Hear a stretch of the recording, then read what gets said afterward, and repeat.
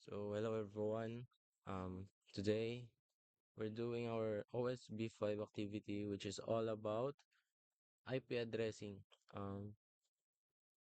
So meron ako ditong video na nagawa na sa school. Explain ko na lang kung paano siya ginagawa. So una, kailangan natin mag-download ng DHCP. So paano yan? Punta lang tayo ng roles, server, add roles, then server roles, DHCP server. Once na check na yung checkbox, next, then proceed, next lang natin yan. Ah, next lang yan until ma-install natin.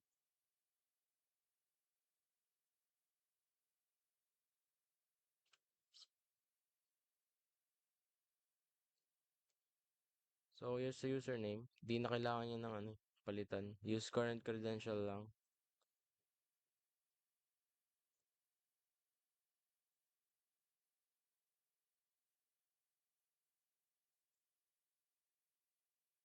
So,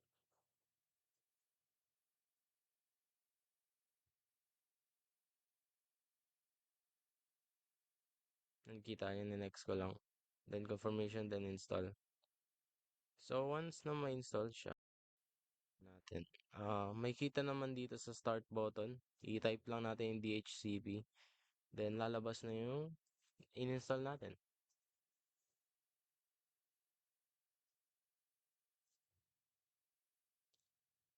Dito sa DHCP, dito na tayo maglalagay ng scope. Bale, click lang natin tong DHCP. Tapos, put more action, then new scope. Pagtapos nang lalabas yung wizard, manghihingi siya ng mga kailangan natin. So,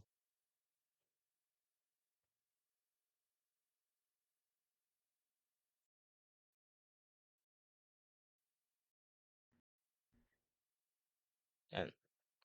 So, gagawin natin yung sa mail, first year mail ng BSID. Kailangan ng name, then description. Ilagay ko lang first year STEM mail, then sa description, uh, first year STEM mail. SIT STEM. Yeah.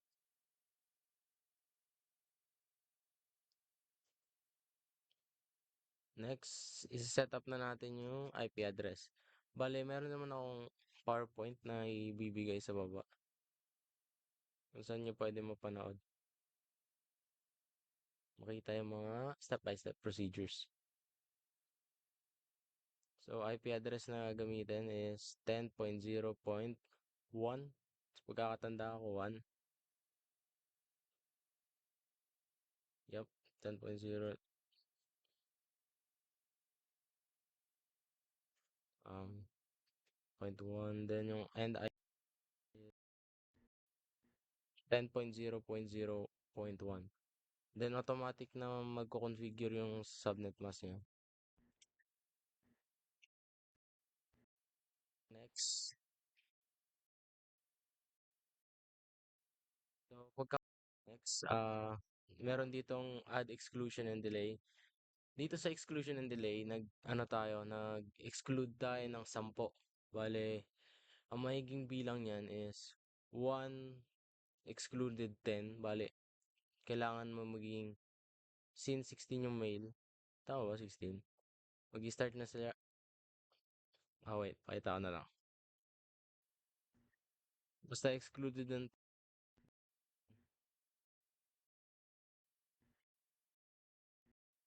yung oras, which is 16 hours. Next lang. Default pala yun yung 10 exclusion.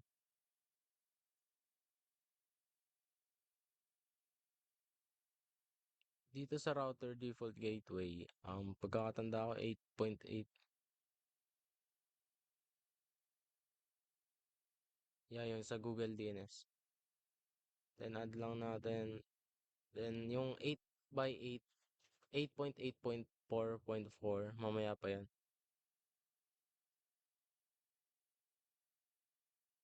So, dito yan banda sa domain name and DNS server 8.8.4.4. Then add lang.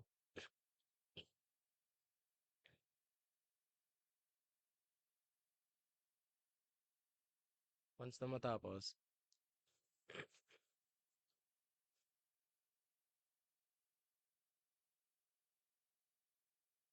yan, may lalabas na IP address 8.0 is not valid. Yes lang natin.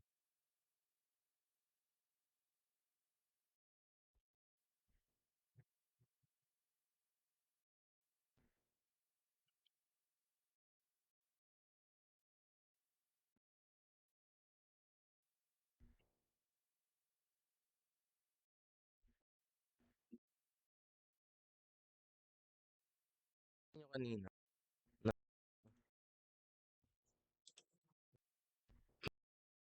ano dito, may start IP and IP.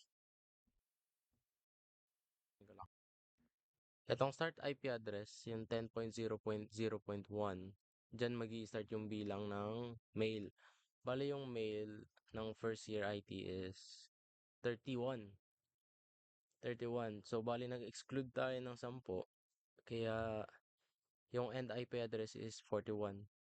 So, bali minus lang to sa 10. 31 yung bilang. So, gagawa naman tayo sa female. Alam na eh. Then, is 26 yung range. Bale, 16 sila. Tapos lang din.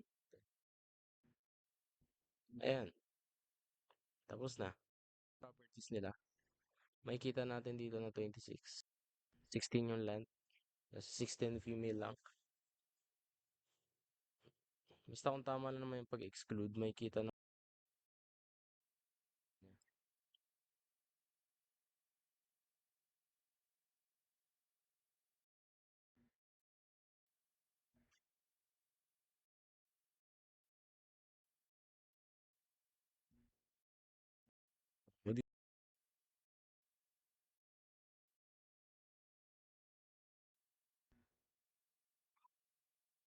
Kita niyo kung active na siya yung status niya. Bali dito, sa scope ng first year, scope ng second year, ay, first year female, active naman.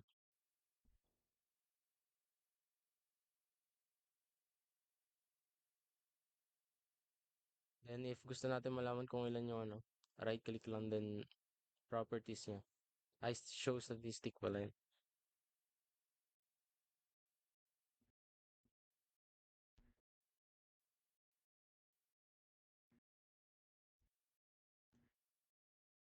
So, yun lang. Ganun. Dali. Ito. Ito yung statistic nila. Bali, 16 total addresses, 16 female yan. So, yun lang. That's all for this video. I hope it helps you. Thank you for watching.